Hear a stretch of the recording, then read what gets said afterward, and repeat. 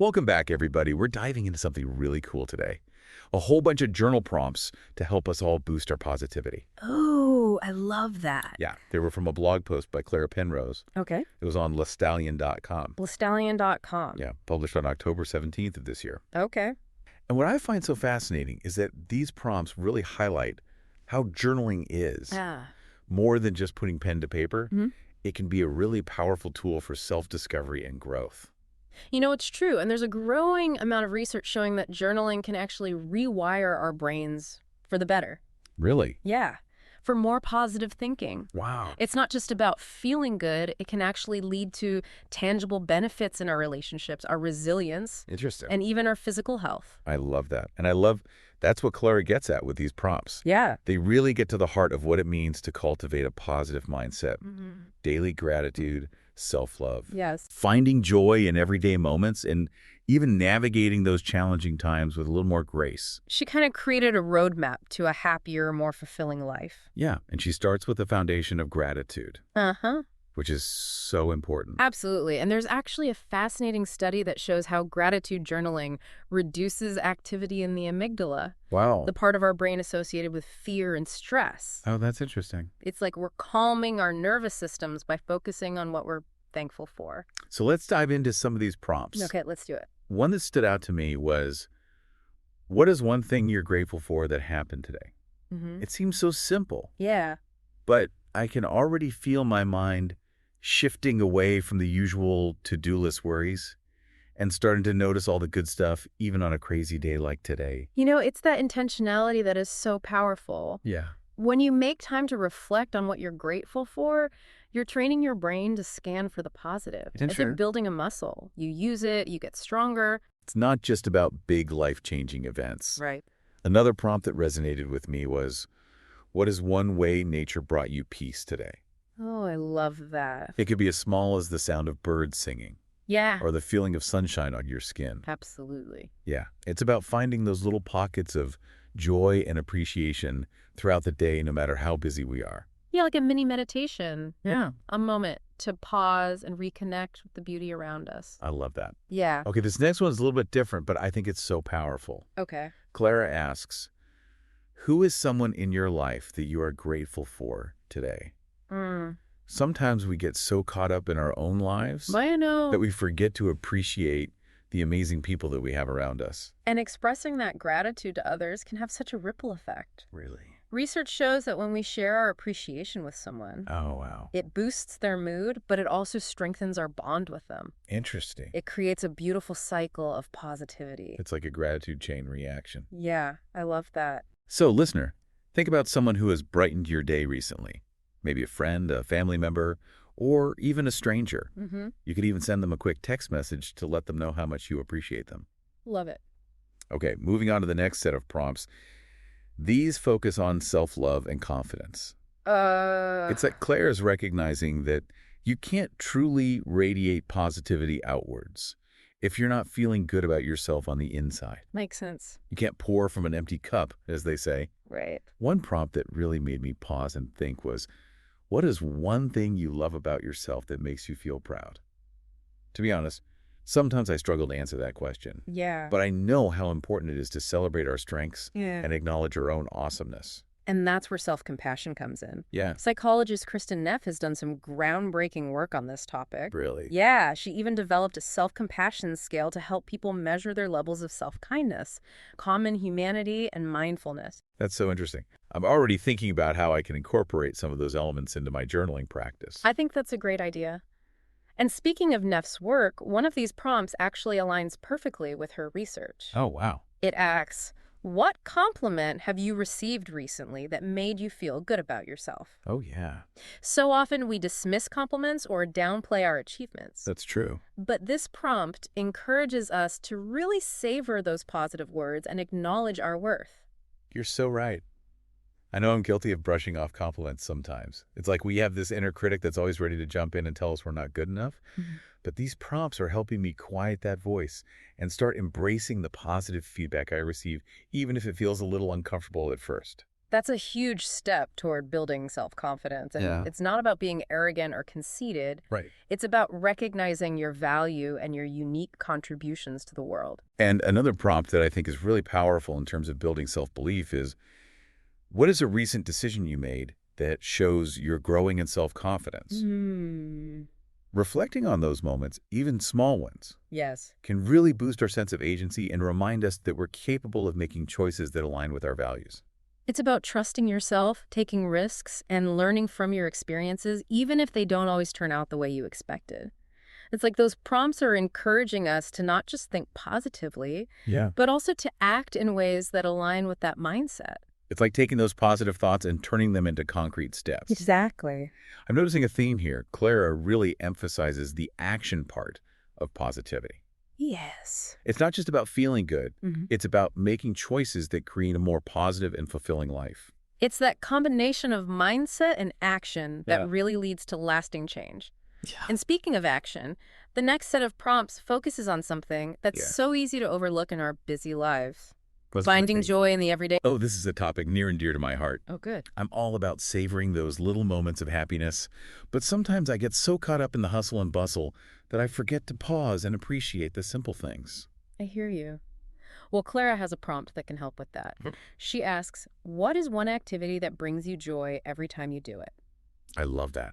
It's a great way to reconnect with those passions and hobbies that light you up. Yeah. Even if you haven't made time for them lately. You know, I've been thinking about this prompt, and it made me realize that lately I've been treating those joy-inducing activities as rewards for getting everything else done. Oh, interesting. It's like I'm telling myself, okay, once you finish that report and answer all those emails, then you can relax and read for a bit. Mm-hmm. But maybe those activities shouldn't be relegated to the reward category. Right. Maybe they deserve a more prominent place in my daily life. I think that's a brilliant insight.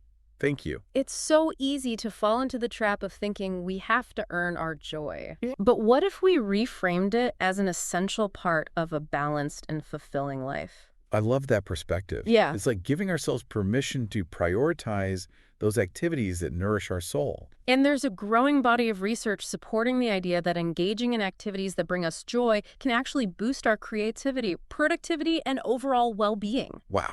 It's like we're filling our cup so we have more to give to others and to the world. I'm already feeling more energized just thinking about this. And speaking of energy, there's another prompt that I think is so clever. Okay, what is it? Clara asks, what was the happiest moment of your week so far? Oh, I like that. It's such a simple question, but it really forces you to pause and reflect on those little sparks of joy that might have otherwise slipped away unnoticed. It's all about cultivating mindfulness, that ability to be present in the moment and savor those positive experiences. And when we savor them, we actually amplify their impact and make them last longer.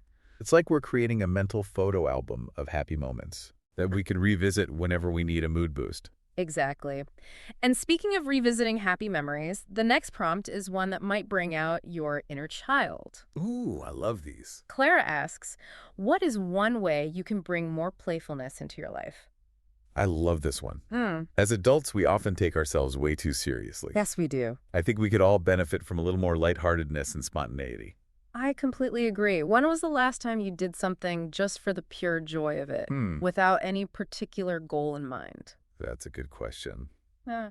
I think I've been so focused on achieving goals and checking things off my to-do list that I've forgotten how to just let loose and have fun. It happens. Maybe I need to schedule some time for a spontaneous dance party or a silly game night with friends. I love those ideas. Yeah. And don't underestimate the power of laughter. So true. It's a natural stress reliever, mood booster, and all-around good medicine. Laughter is definitely the best therapy. Yeah. Okay, so we've talked about gratitude, self-love, and finding joy. Yeah. But what about those times when life throws us a curveball? How do we stay positive when things get tough? That's a great question. And it's something that Clara addresses in the next set of prompts. Okay. These focus on navigating challenges with resilience and a positive mindset. I'm eager to hear more about these because, let's be honest, life isn't always sunshine and rainbows. Nope. We all face setbacks and disappointments. The real test is how we choose to respond to those difficult moments. Absolutely. And one of the first prompts in this section really gets to the heart of resilience. Okay. Clara asks, what is one challenge you've overcome recently that made you stronger? Oh, yeah? It's a reminder that we all have inner strength, even when we don't realize it. It's like we're building up our resilience muscles every time we face a challenge and come out the other side. Yes. And even if we don't overcome the challenge in the traditional sense, Right. maybe there are still lessons to be learned and growth to be gained. Exactly. It's all about shifting our perspective from why is this happening to me to what can I learn from this experience? And one of the prompts that I think really embodies this growth mindset is, what is one way you've learned to reframe negative situations into something more positive?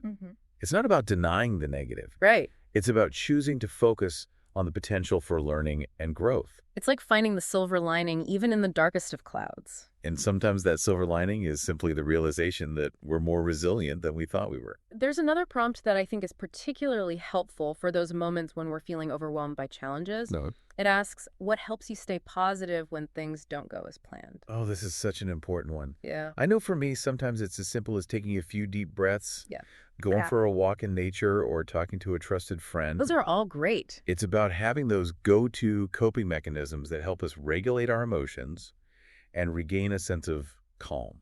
And identifying those coping mechanisms is a key part of building resilience. Right. It's like creating a toolkit for navigating difficult emotions and finding our way back to a more positive state of mind. It's like we're building our own personal emergency kit for our mental and emotional well-being.